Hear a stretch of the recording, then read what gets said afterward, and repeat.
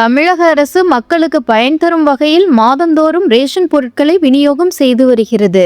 Ration card வைத்திருக்கும் குடும்பங்களுக்கு அரிசி, பருப்பு, கோதுமை, சர்க்கரை, பாமாயில் உள்ளிட்ட பொருட்கள் மானிய விலையில் வழங்கப்படுகிறது.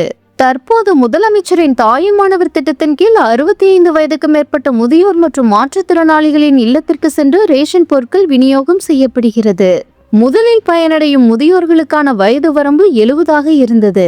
தற்போது அந்த வயது வரம்பு 65ஆக நிர்ணயிக்கப்பட்டுள்ளது. எனவே 65 வயது மற்றும் அதற்கு மேற்பட்ட வயதுடைய முதியவர்கள் இந்த சேவையை பெறலாம்.